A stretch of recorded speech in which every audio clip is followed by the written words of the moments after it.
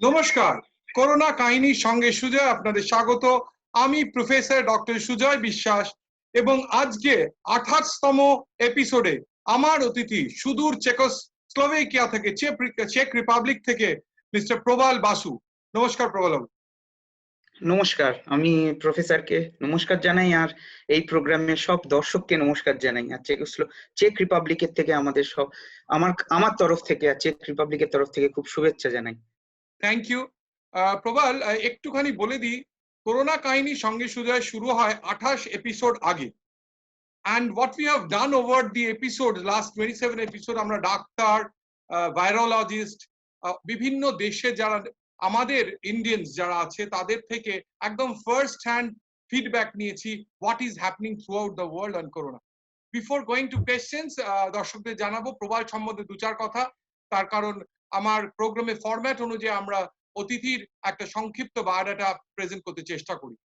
Mister Prabal Basu is a doctoral research fellow working in Center for Polymer Systems under Thomas Bata University in Zlín at Czech Republic. His area of specialization is tissue engineering and regenerative medicine. His doctoral work is based on research on development of biopolymeric implant material for bone tissue engineering. Probal had completed his BSc study from the Department of Zoology, Ashutosh College under Calcutta University on 2010 and finished MSc from Department of Zoology and Molecular Biology of Genetics, Presidency College, now University of Calcutta on 2012. He has been living in the city of Zlín at Czech Republic from 2016 as a doctoral research fellow in Thomas Bata University in Zlín. Probal has been awarded with PhD Extraordinary Scholarship by the university, prestigious STSM Fellowship from European Union, different travel and training grants by European Union. His scientific contribution involves various important articles in the forms of different publications and book chapters which are indexed in Web of Science, Scopus, Google Scholar, etc. Probal's hobby involved creating writing in the form of poems, singing, reading, and photography. Prabal, profile পড়তে খুব ভালো লাগছিল, কিন্তু আজকে যেন কোথায় তো বিশ্বটা থমকে দাঁড়িয়ে আছে, সুতরাং প্রশ্নগুলো একটু অন্য। তোমাকে জানাই যে আমি এই চ্যানেলে, হাই নিউজ চ্যানেলে, আমি একটা প্রোগ্রাম করি জয়ের পথে সঙ্গে Sujoy for the last 4 years, over 4 years। আমি 2016 2 জুলাই শুরু করেছিলাম। আমি তোমাকে সেই প্রোগ্রামে পরে কোনো একদিন আসতে বলবো, কিন্তু আজকে কিন্তু আমাদের পুরো যে আলোচনা আর যে আমাদের ইন্টারভিউটা ইজ বেসড অন করোনা। এবং এই করোনা যে প্যান্ডেমিক এখনো সারা বিশ্বকে জ্বালিয়ে বেড়াচ্ছে, জ্বালিয়ে বেড়ানো বলাই বোধহয় একদম ঠিক, এবং তার বর্তমান কি অবস্থা ইন চেক রিপাবলিক।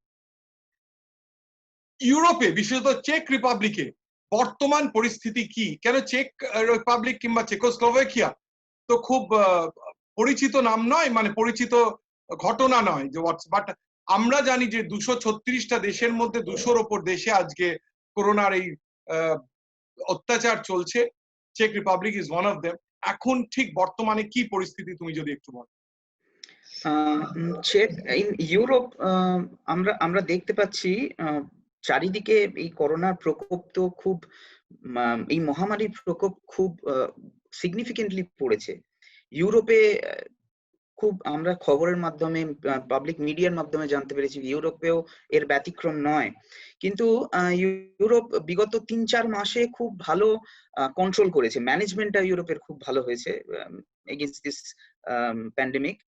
এখন আমরা দেখতে পাচ্ছি কিছু কিছু পার্টিকুলার কান্ট্রিতে যে সেকেন্ড ওয়েভ একটা শুরু হয়েছে। এর মধ্যে চেক রিপাবলিক অন্যতম। চেক Republic is the first country to announce state of emergency during the pandemic at March 12 before all other countries did.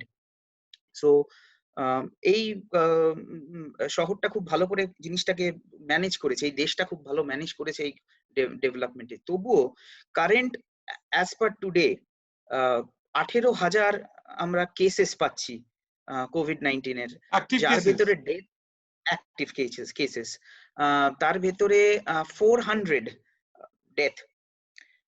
Disease বার্ডেনটা খুব বেশি নয় এখানে compare to the total population nearly 10 মিলিয়নের কাছাকাছি।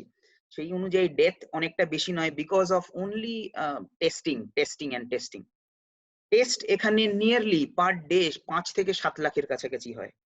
and private and government facility and testing services বিশেষ করে এখানে antigen testing এর উপর অত জোর দেওয়া হয় না, রাদার আরটিপিসিআর টেস্টের উপর বেশি জোর দেওয়া হয়।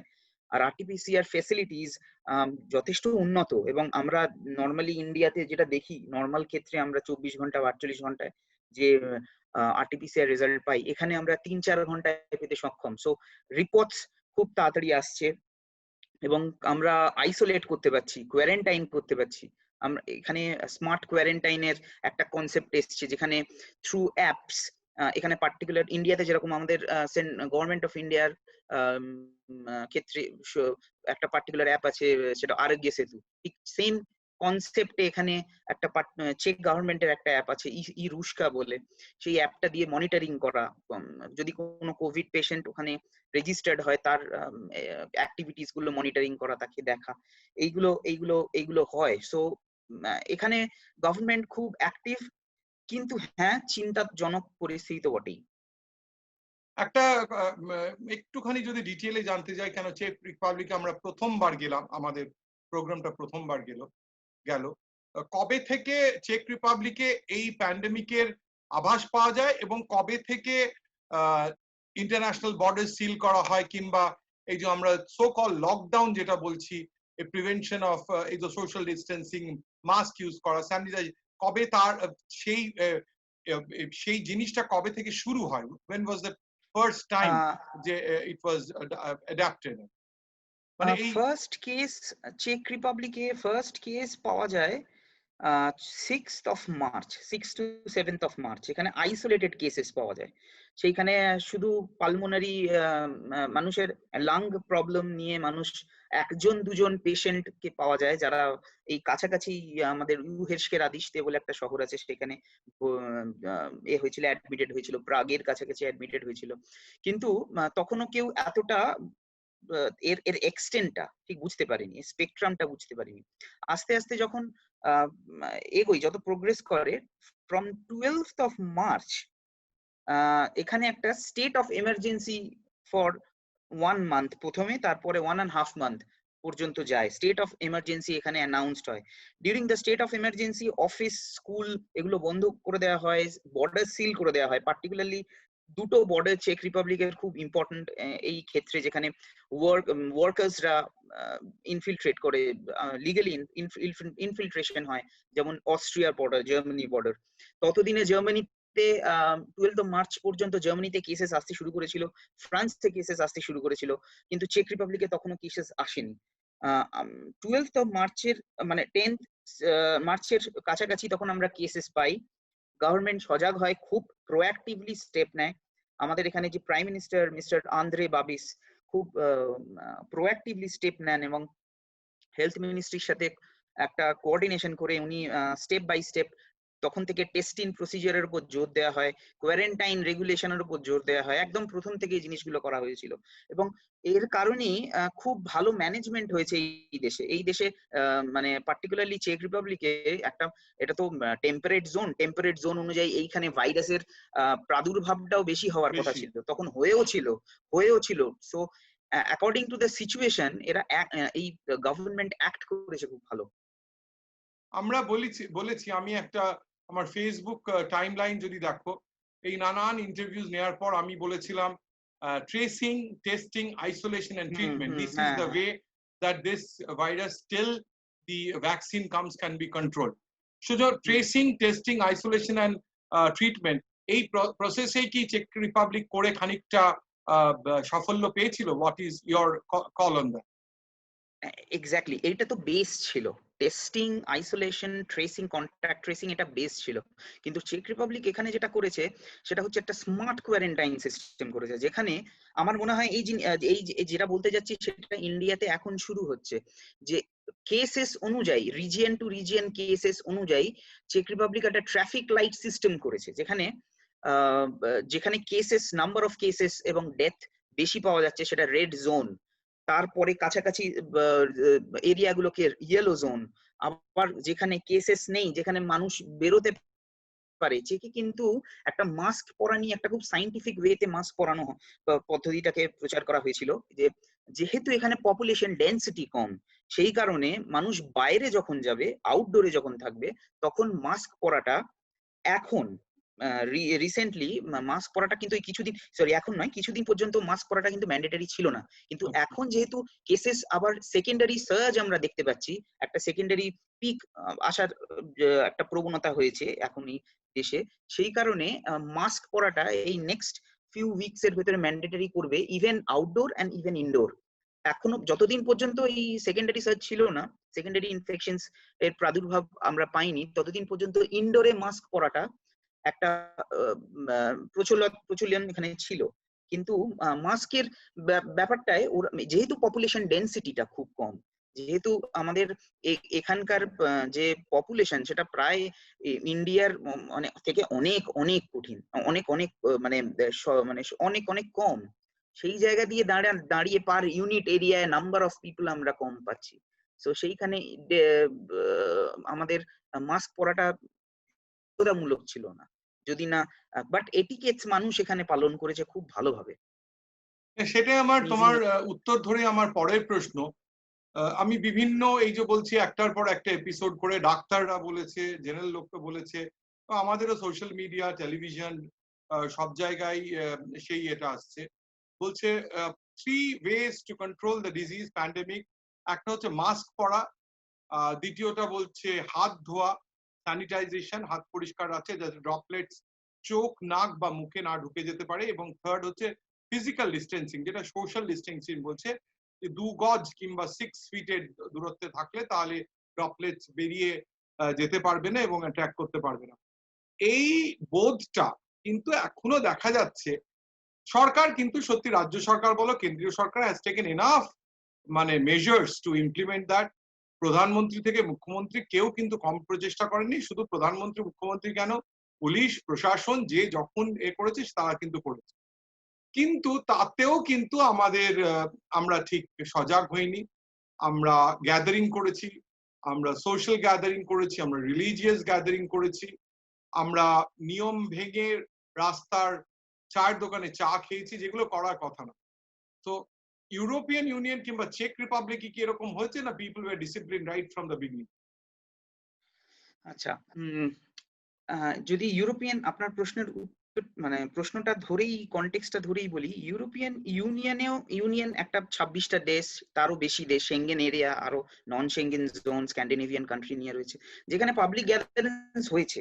কিন্তু যদি চেক রিপাবলিক ধরে বলি, people of Czech Republic were from the first date is very disciplined. They maintain discipline. কেন বলছি, প্রথম দিন থেকে এখানে ডিসিপ্লিন মেনটেন হয়েছে। এইখানে প্রথম দিন থেকে WHO এর প্রোটোকল পুঙ্খানুপুঙ্খ ভাবে ফলো করেছেন নরমাল সাধারণ মানুষরা, যেখানে পাবলিক গ্যাদারিংস হয়েছে, whether it will be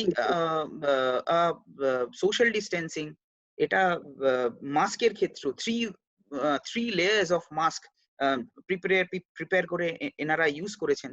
so এখানে হয়েছে, এখানে প্রথম দিন থেকে মানুষরা এই জিনিসটা পালন করে এসেছেন, সেই কারণে কন্ট্রোল করাটা খুব গভর্নমেন্টের কাছে খুব ইজি হয়ে গেছে প্রথম। দ্বিতীয় হচ্ছে গভর্নমেন্টের খুব প্রোঅ্যাক্টিভ রোল ছিল এখানে।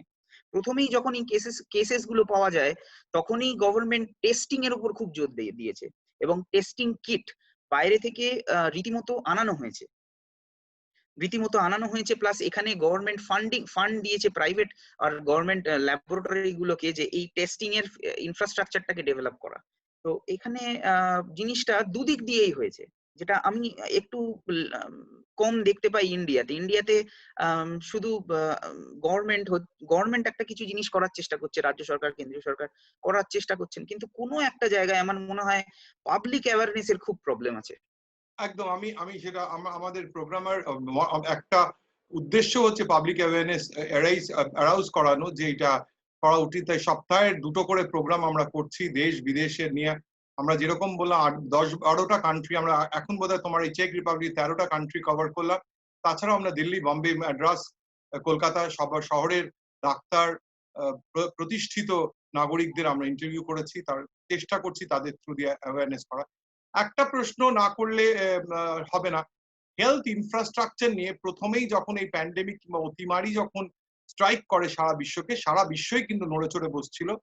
এবং যে এই যে হিউম্যান টু হিউম্যান কন্ট্যাক্টে যেহেতু স্প্রেডিং, কোনো দেশই কিন্তু তৈরি ছিল না with the number of beds. একটা সেকেন্ড হচ্ছে নাম্বার অফ ভেন্টিলেটরস, যে প্রথমে করা হচ্ছিল, যেটা কিন্তু পরে দেখা গেছে যে ওই ব্লাড ক্লটিং থেকে হচ্ছে ভেন্টিলেটরের যখন যেতে হচ্ছে তখন কিন্তু বেশিরভাগ লোকই মানে সাকাম করেছে। ভেন্টিলেটর অত দরকার হয়নি, অন দ্য কন্ট্রারি ভেন্টিলেটর অত দরকার হয়নি। কিন্তু আমার কাছে চেক রিপাবলিক সম্বন্ধে জানার প্রশ্ন, একটা তো তুমি বললে যে টেস্টিং যথেষ্ট হয়েছে, সুতরাং সেটা তো তুমি অলরেডি বলেই দিয়েছো, যেটা প্রথম দিকে প্রত্যেকটা দেশেই খুব কম হয়েছিল, including United states of America. Testing বেশি, কিন্তু আর যে প্রশ্নগুলো, যে বেডস কি যথাযথ ছিল, লোকেরা কি যখন হসপিটালে হোম কোয়ারেন্টাইন থেকে হসপিটালে এসছে ঠিক বেড পেয়েছে, অন্য অন্য অসুখ হলে তারা কি ট্রিটমেন্ট পেয়েছে, যেটা এখন এখানের একটা ম্যাসিভ প্রবলেম, যে অন্য কিছু অসুখ হলে সে কিন্তু মানে বেডস পাচ্ছে না। কেন কোভিড পেশেন্টস কিংবা করোনা পেশেন্টস এত বেড ভরে রেখেছে, সেটা কি করে ডিল করেছে। আর লাস্ট হচ্ছে এই মেডিকেল ইনফ্রাস্ট্রাকচারে যে এই যে কিট, যে টেস্টিং কিট তুমি বললে, কিন্তু পিপি গার্মেন্টস কি যথেষ্ট ছিল for the front line warriors, যাতে তারা না সাকাম করে ইনজুরিতে, এবং তারা করলে তো আমাদের সেনারাই চলে যাচ্ছে। সুতরাং সেটা একটা হচ্ছে এই কটা জিনিস তুমি যদি একটু ঠিক করে বলো। আচ্ছা, ফার্স্ট অফ অল আপনার কথা কন্টেক্সটে যদি বলতে হয়, দেখুন এই একটা প্রথম এই সিচুয়েশনটা ক্রাইসিস অ্যান্ড খুব কনফিউজিং একটা টোটাল হিউম্যান সিভিলাইজেশনের কাছে। কারণ আফটার দ্য ইনফ্লুয়েঞ্জা ফ্লু এপিডেমিকের পরে, এটা 100 বছর পরে এরকম একটা বিরাট এপিডেমিকের সম্মুখীন হচ্ছে আমাদের এই মানব জাতি। সো কেউই পুরোপুরি অ্যাবসলিউটলি তৈরি ছিল না। কিন্তু আনলাইক ইটালি, যেটা ইটালিতে দেখা গেছিল না বেড সংখ্যা কমে যাচ্ছে, যত ইনফেকশন বাড়ছে আমরা বেড পাচ্ছি, ইটালিয়ান গভর্নমেন্ট বেড দিতে অসমর্থ হয়ে যাচ্ছিল, সেই রকম কনফিউজিং যে সে জায়গায় কিন্তু চেকে আসেনি। বিকজ প্রথম থেকেই মানে চেক রিপাবলিকে ভেন্টিলেটরের অভাব ছিল না, এবং ভেন্টিলেটর মানে in ratio of the population bed আর ভেন্টিলেটর কিন্তু ছিল এখানে। চেক রিপাবলিকের গভর্নমেন্ট হেলথ মিনিস্ট্রি পরে কিন্তু হেল্প নিয়েছে ফ্রম ডিফারেন্ট কান্ট্রিজ, লাইক যেরকম আপনি বললেন পিপিই কিট ইনসাফিসিয়েন্ট ছিল, পিপিই কিট, রেসপিরেটরস। কারণ চেক রিপাবলিক যে ধরনের রেসপিরেটর এখানে ম্যানুফ্যাকচার করে, যেটা FFP1 বা FFP বলে, তারা তার থাকা সত্ত্বেও চায়না থেকে কিন্তু ইম্পোর্ট করতে বাধ্য হয়েছিল, চায়না থেকে অর্ডার করতে বাধ্য হয়েছিল। চায়না এরকম বিভিন্ন মানে অনেক এরকম পার্সেলস পাঠিয়েছিল থ্রু এয়ার, চেক রিপাবলিককে অনেক হেল্প করেছিল। কিন্তু এই ক্ষেত্রে বলে রাখা ভালো যে চেক রিপাবলিকে যেহেতু কেস ডিজিজ বার্ডেনটা প্রথম থেকেই গভর্নমেন্ট ধরে রাখতে পেরেছিল through maintaining or imposing state wise emergency, and মানুষেরা যেহেতু সোশ্যাল ডিস্টেন্সিং মেনটেন করা প্রথম থেকেই মেনটেন করেছে, সো এই কনফিউজিং স্টেটে কিন্তু গভর্নমেন্ট পড়েনি, আর মানুষদেরও পড়তে হয়নি। এখানে হেলথ কেয়ার অফিসিয়ালসরা যথেষ্ট, এবং যেটা খুব সিগনিফিকেন্ট সেখানে হচ্ছে হেলথ কেয়ার অফিসিয়ালসরা কিন্তু কম ইনফেক্টেড হয়েছে after giving their service to the normal people. So এখানে যে খুব জিনিসটা খুব কন্ট্রোলড ওয়েতে এবং খুব ম্যানেজমেন্টটা খুব ভালো হয়েছিল। এবার একটু সলিউশনের দিকে আসছি, যে আমি তো তোমার প্রোফাইল থেকে দেখলাম যে তোমার রিসার্চ এরিয়া অফ স্পেশালাইজেশন হচ্ছে tissue engineering and regenerative medicine. সেই অ্যাঙ্গেল থেকে লোকে তো, আমরা তো একটা হিউম্যান বিং, মানুষ তো অ্যাকচুয়ালি আশার উপর ভরসা করেই বাঁচে, আশাই তাদের ভরসা। এবং তুমি একজন সায়েন্টিস্ট যিনি যে রিসার্চ করছো গত 4 বছর ধরে, must be aware of research through out the world. কেন তুমি বিভিন্ন জায়গায় পাবলিশ করেছো তোমার পেপারস নামি দামি জায়গায় অ্যাকসেপ্টেড হয়েছে, তুমি পড়তে গেছো সেই পেপারস, এবং সেই সূত্রে নিশ্চয়ই বিজ্ঞানীদের হাল হকিকত সম্বন্ধে তোমার একটা নিশ্চয়ই জানা আছে, এবং mainly in the European union. সেখানে আমরা একটুখানি আশার হলেও শুনতে পাচ্ছি গত কিছুদিন ধরে যে অক্সফোর্ডের ভ্যাকসিন, তার সাথে মোর দ্যান 100 প্লেয়ার্স ভ্যাকসিন নিয়ে কাজ করতে, কিন্তু অক্সফোর্ডের ভ্যাকসিনটা থার্ড ফেজ অফ ট্রায়ালে চলে গেছে। তোমার as a বিজ্ঞানী, as a scientist working on area of tissue engineering and regenerative medicine, medicine নিয়ে কাজ করো, এই মেডিসিন দুটো ইস্যু, একটা হচ্ছে are we really poised for a vaccine near about, means in September, October, November, and also a medicine for the treatment of this deadly disease?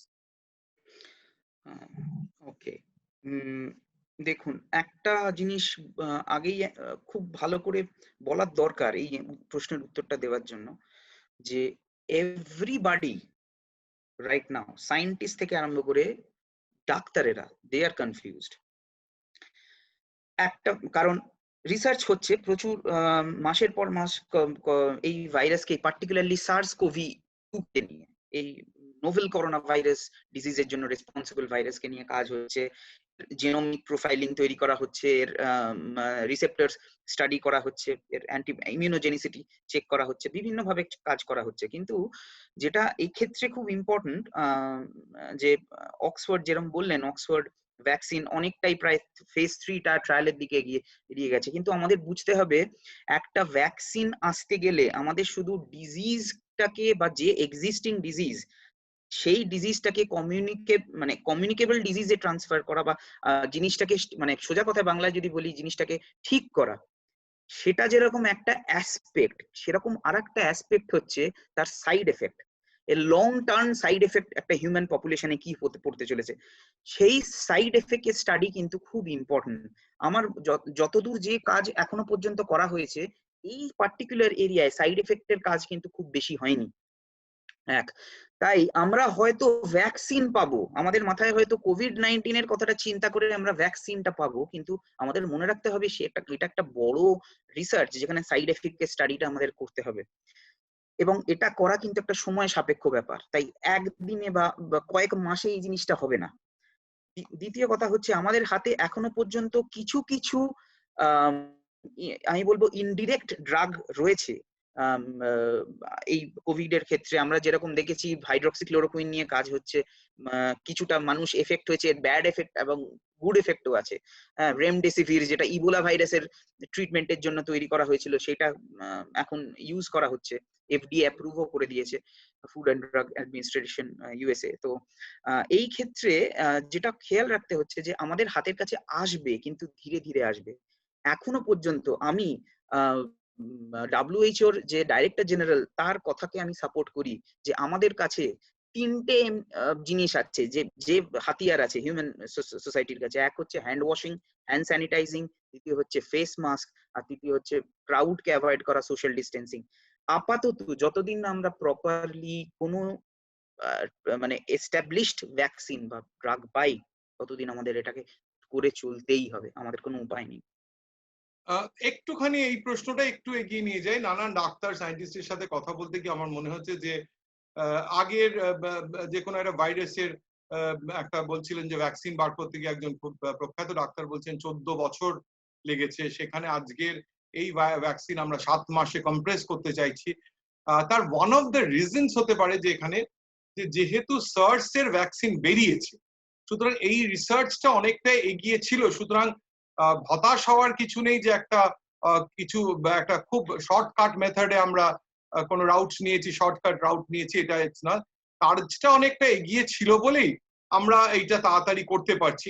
এই কথার যৌক্তিকতা কত বলে অ্যাজ আ সায়েন্টিস্ট তোমার মনে হয়, because you are working on regenerative medicine along with tissue engineering? আশার আলো একটাই, সেটা হচ্ছে যে আমরা যত বেশি ইনফেক্টেড হব, তত আমাদের সাস্টেনেবিলিটি বাড়বে। এই একটা নতুন ভাইরাস, একটা সোজা করে যদি বলতে হয়, তাহলে একটা ভাইরাস যখন আমাদের ইমিউন সিস্টেমটা এই আগের 2002 এর সার্স ইনফেকশনকে দেখেছিল, কিন্তু যে এখন যে সার্স কোভি-2 মানে নোভেল করোনা ভাইরাস, এটা কিন্তু completely different. Although its characters are similar with the SARS, but এটা ডিফারেন্ট টাইপ অফ ভাইরাস। তো আমাদের ইমিউন সিস্টেমের কাছে এই ভাইরাসটা নতুন। তো যত সময় যাবে, মানুষ ইনফেকশন হওয়া মানে মানুষ, আমাদের ইমিউন সিস্টেমটা কিন্তু পরিচিতি হচ্ছে, এরকম তো নয় যারা যারা ইনফেক্টেড হচ্ছে প্রত্যেকে মারা যাচ্ছে। মারা যাওয়ার জন্য কোর মরবিডিটিজ একটা ফ্যাক্টর, লং টার্ম এলমেন্টস একটা ফ্যাক্টর, এজ একটা বিরাট বড় ফ্যাক্টর। চেক রিপাবলিকে আমরা দেখেছি বয়স্ক মানুষদের এই এফেক্টটা বেশি হয়েছে কম্পেয়ার টু, এটা পুরো ইউরোপে, ওয়েস্টার্ন আমেরিকান ক্ষেত্রেও, ইস্ট মানে সাউদার্ন আমেরিকার ক্ষেত্রেও এই জিনিসটা দেখেছি, এই ব্যাপারটা হয়েছে। কিন্তু আমাদের কাছে আশার আলো এটাই যে ইনফেকশন হচ্ছে, আবার এটাই আমাদের কাছে একটা ভয়ের ব্যাপার, কারণ আমাদের ইমিউন সিস্টেম যতক্ষণ না জিনিসটা চিনবে ততক্ষণ পর্যন্ত ডেভেলপ করবে না। আর আমাদের ভাইরোলজিতে, ইতিহাসে, মানে ভাইরাস রিসার্চের ইতিহাসে আমাদের কিন্তু ইমিউনিটি দেয়, যেটা আমরা ভ্যাকসিন বলি, ডেড ভাইরাস। তাই ওখানেও কিন্তু পরিচিতির একটা ব্যাপার থাকে, ডেড অর রিকম্বিনেন্ট ভাইরাস, যাদেরকে আমাদের বডির ভেতরে ঢুকিয়ে আমাদের ইমিউন সিস্টেমটাকে ইকুইপ করানো হয়। আর এখানে আমাদের ইমিউন সিস্টেমটাকে ইকুইপড হচ্ছে by getting the infection. So it's a long term process. জিনিসটা হবে, কিন্তু আমাদের সময় লাগবে। জিনিসটা হতে অ্যাটলিস্ট আমাদের আরো 1 থেকে 1.5 বছর তো সময় লাগবেই বলে আমার মনে হয়। না তাহলে কি তুমি বলতে চাও যে অক্টোবর নভেম্বরে যে যেটা বলছে যে সেরাম ইনস্টিটিউট লিমিটেড যে আমাদের বলেছে যে এখানে ভারতবর্ষে that is not going to happen, মানে আমি জাস্ট না that going to happen, that going to obviously going to happen, but আমি বলছি যে একটা টোটাল ইমিউনিটি আমাদের প্রথমে, আমরা ভ্যাকসিন পেয়েই কিন্তু আমরা ইমিউন হয়ে যাব না, আমাদের ইমিউন সিস্টেম সময় নেবে। এই জিনিসটার একটা টোটাল অ্যাসপেক্ট, আমরা টোটাল এফেক্ট পাবো কিন্তু অ্যাটলিস্ট 1 বছর পর, 1 বছর থেকে 1 থেকে 1.5 বছর পর আমার মনে হয়। তার মানে যে আস্তে আস্তে একটা হচ্ছে কন্ট্যাক্ট ট্রেসিং করে ফিজিক্যালি যেটা অ্যাভয়েড করা সেটা বললে, আর হচ্ছে vaccine it will take a time, মানে কোনো পার্শ্বক্রিয়া থাকবে না সেরকম ব্যাপার হতে হতে এখনো 1 বছর, কিন্তু ইউ আর কনফিডেন্ট যে অক্টোবর নভেম্বর থেকে বাজারে that is going to happen. একটু অন্য দিকে চলে আসি, একটু অন্য, আমরা প্রায় অনেক শেষের দিকে চলছি, যে একটা ইকোনমিক ডিজাস্টার হয়েছে এই এই এই কোভিড এর এফেক্টে। এয়ারলাইন্স চলছে না, tourism industry is in a mess, সারা মানে পতন, এক্সেপ্ট দ্য আইটি ওয়ার্ল্ড, যেখানে আমরা আজকের যে এই যে একটা ইন্টারভিউ নিতে পারছি, তুমি চেক রিপাবলিকে বসে আছো, আমি কলকাতায় বসে আছি, সেই বাজারটা ছাড়া বেশিরভাগ মার্কেটই কিন্তু হাইলি এফেক্টেড। ভারতবর্ষের কথা তো ছেড়েই দাও, hour economy was not doing good, and এত মুখ থুবড়ে প্রায় পড়েছে। উই হোপ, বিশ্বাস করি যে সবের থেকেই যে এরকম একটা মুক্তি আছে, এর থেকে মুক্তি। হোয়াট অ্যাবাউট চেক রিপাবলিক? চেক রিপাবলিকের কি অবস্থা? চেক Republic is a part of Europe, and Europe দাঁড়িয়েই আছে ট্রাভেলিং এর নিয়ে। Prague is a place where people generally, or thousands of people come to for visit, for vacation. চেক রিপাবলিক ও মানে নিজেও দাঁড়িয়ে আছে কিছুটা ট্রাভেলের উপর, ট্রাভেল এন্ড ট্যুরিজমের উপর। কিন্তু যেটা এখানে এই পার্টিকুলারলি প্যান্ডেমিকটা হিট করেছে খুব ভালোভাবেই কান্ট্রিকে, খুব সিভিয়ারলি। জিডিপি ফল করেছে 10.7% in the second quarter. Unemployment rate বেড়েছে প্রায় 2.6। চেক রিপাবলিকে যেখানে 2.6, চেক রিপাবলিকে যেখানে unemployment rate before the pandemic ছিল প্রায় 0.8 এর কাছাকাছি, 0.8, 0.9 এর কাছাকাছি, 0.95 এর কাছাকাছি, সেখানে 2.6 আনএমপ্লয়মেন্ট রেট বেড়েছে। কিন্তু এ সত্ত্বেও আমি বলবো চেক গভর্নমেন্ট, এখানে চেক গভর্নমেন্টের কথা আবার আমাকে বলতে হবে, they are much more opportunistic, মানে ওরা মানে according to their like ideology that crisis is a time for the opportunity for betterment for the long run. So ওনারা ইকোনমিক রিফর্মস করার পেছনে খুব জোর দিচ্ছেন, আরো বেশি যাতে ডিজিটালাইজেশন করা যায় ইন্ডাস্ট্রি লেভেলে, তার দিকে জোর দিচ্ছেন।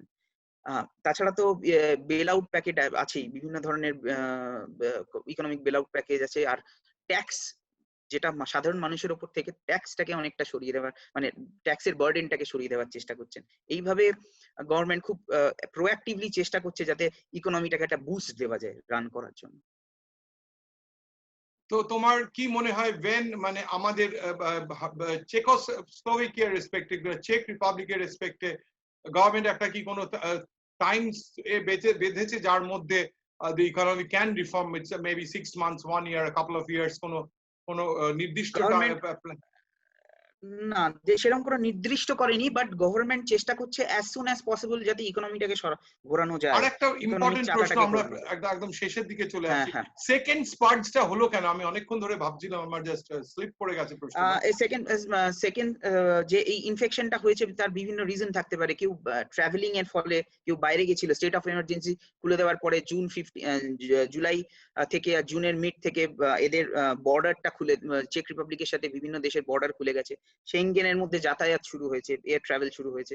সো এয়ার ট্রাভেলের মধ্যে থেকে বা রোড ট্রাভেলের মধ্যে থেকে ইনফেকশন বা ইনফেক্টেড পার্সন ঢুকে আবার সেকেন্ড যে পিকটা সেটা ইনিশিয়েট করেছে। I feel so. একটা তোমার নিজের ফ্যামিলি তো ভারতবর্ষেই থাকে, কলকাতাতেই থাকে, হ্যাঁ হ্যাঁ তারা আর দে ওয়েল, তারা কি ভালো আছেন? তোমার আত্মীয় স্বজন যারা হ্যাঁ, ভারতবর্ষে আছে তারা কি দেয়ার, মানে তোমার কেউ তারা এফেক্টেড ভালো। হয়নি তো? না না, আমার পরিচিত কেউ এফেক্টেড হয়নি, তারা ভালোই আছে বাই গডস গ্রেস। চেক রিপাবলিকে তোমার কোনো বন্ধু, বা you are there now almost for over 4 years, 4 বছর আছে নিশ্চয়ই, সেখানে বন্ধু বান্ধব হয়েছে, any one of them have suffered in that place যে তুমি দ্যাট ইউ নো অফ?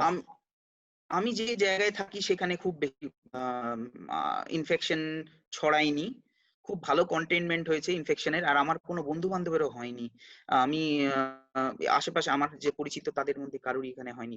আমার এখানে খুব সব এই 5 মাসে 3টে কেস পাওয়া গেছে ওভারঅল এই শহরে। 3টে কেসের ভেতরে আমার কেউ বন্ধু ছিল না। আমরা চলে এসেছি প্রোগ্রামের একদম শেষে। আমার শেষ প্রশ্ন, আমি বলি এটা ম্যান্ডেটরি প্রশ্ন আমার, আমি বলি it's a $1 trillion question or maybe more than that, if anything over trillion. তার কারণ আমরা তো মানুষ তো আশায় বাঁচে, এবং আমরা তো আর পারছি না, সত্যিকারে আর পারছি না এই ঘরের মধ্যে বসে থেকে সমস্ত একটা যেন মানুষের জীবন থেকে, আমি বলি 6 মাস তো বেরিয়ে গেছে, আরো কত মাস বেরিয়ে যাচ্ছে জানি না, মানে যেন একটা রিপ ভ্যান উইঙ্কেলের মতন ঘুমিয়ে পড়া, যে ঘুমের থেকে উঠে কি দেখবো। কি মনে হয় কতদিন লাগতে পারে the world coming back to the old normal, এই নিউ নরমাল ফেজটাকে আমরা কতদিনে, how many days? আমি বলি আবার বলছি, ভীষণ দামি প্রশ্ন, কিন্তু you may answer, may not, কিন্তু and a wild guess or a scientific guess. আমার মনে হয় আমরা ওল্ড নরমালে টোটালি পৌঁছতে পারবো না আমার মনে হয়, বাট আমরা একটা নর্মাল স্টেটে তো অবভিয়াসলি যেতে পারবো। সেটা নিউ নর্মাল হতে পারে, সেটা সামথিং ইন বিটুইন হতে পারে, কিন্তু সেইটা পৌঁছতে আমার ধারণা এখনো পর্যন্ত ওয়ার্ল্ডের প্রায় বছর খানেক তো সময় লাগবেই মিনিমাম। কারণ এখনো সেই জায়গায় ওয়ার্ল্ড পৌঁছয়নি যেখান থেকে এই নিউ নর্মালটাকেও একসেপ্ট করবে। সমস্যাটা হচ্ছে একসেপ্টেন্সের। আমাদের এতদিন পর্যন্ত একটা জীবনযাত্রা ছিল, একটা সোশ্যাল পরিস্থিতিতে আমরা থাকতাম, আমাদের লাইভলিহুডটা ওইরকম ভাবে হ্যাবিচুয়েটেড হয়েছিল, কিন্তু এখন আস্তে আস্তে আমরা নিউ নর্মালে দিকে যেগোচ্ছি, আস্তে আস্তে হয়তো অনেক মানুষকেও অ্যাওয়্যার করতে পারছি। তাই অবশ্যই আমরা এখান থেকে obviously we will overcome, but সেটা আগের মতো জায়গায় যাবে কিনা সেখানে আমার একটু সন্দেহ আছে, but we will obviously overcome. Human beings এর থেকেও খারাপ জিনিস দেখেছি আমরা, আগেও ব্লুবনিক প্লেগ দেখেছি, আমরা আগেও ইনফ্লুয়েঞ্জা দেখেছি, তারপরে একটা তখনকার অনুযায়ী নিউ নর্মাল হয়েছে, আবার এইটা থেকে অন্য কোনো জায়গায় নর্মাল হবে। So change is only constant in our life. Thank you Prabal, thank you, thanks a ton. আশার কথা দিয়ে শেষ করলে, আমরা এই আশাটাই চাই, সারা বিশ্ব থেকে আশার বার্তা, প্রার্থনা, যেটা আমাদের হেল্প করবে এই প্যান্ডেমিককে ওভারকাম করতে। সবাইকে মনে রাখতে হবে যে বিবনিক প্লেগেও কিন্তু বিশ্ব শেষ হয়ে যায়নি, সুতরাং কোভিড-19 কিংবা করোনাতেও পৃথিবী শেষ হয়ে যাবে না, সুতরাং পৃথিবী এগিয়ে চলবে। আমাদের যতক্ষণ না ভ্যাকসিন বেরোচ্ছে, আমরা যদি একটুখানি একটা 3 লেয়ার্ড মাস্ক ইউজ করি, আমরা যদি স্যানিটাইজ রাখি হাত, চোখ, নাক এবং মুখে হাত না দিই, এবং ফিজিক্যাল ডিস্টেন্সিং 6 ফিট বা 3 গজ রাখতে পারি, 2 গজ কিংবা 6 ফিট যদি রাখতে পারি, তাহলে কিন্তু আমরা অনেকটাই কিন্তু আমরা প্রিভেন্ট করতে পারবো। আশার কথা, ডেথ রেট অনেক কমে গেছে, 3.3 থেকে 2.1% ভারতবর্ষে আছে, সারা বিশ্বেও ডেথ রেট কমেছে। সুতরাং এপিডেমিওলজিস্ট বলছে যে ভাইরাস কিন্তু মিউটেট করতে করতে তার কিন্তু যে সিভিয়ারিটিটা হারায়, সেইটাও আমাদের খেয়াল রাখতে হবে। প্রবাল বলল আমরা এই যে নিশ্চয়ই এটা শেষ হয়ে যাবে, হয়তো আরো 3 মাস, আরো 6 মাস, আরো 1 বছর আমরা কিন্তু আবার সমময় ফিরে আসবো, হয়তো স্টেপ ওয়াইজ, কিন্তু ফিরে আমরা আসবো, জয় আমরা করব। প্রত্যেক দিনের মতন শেষ করব বলে আমরা করব জয়, আমরা করব জয় নিশ্চয়, বুকের ভিতর আছে প্রত্যয়, আমরা করব জয়। We shall overcome, we shall overcome, we shall overcome one day. Oh, deep in my heart, I do believe we shall overcome someday. নমস্কার প্রভাত। নমস্কার, thank you sir for having me.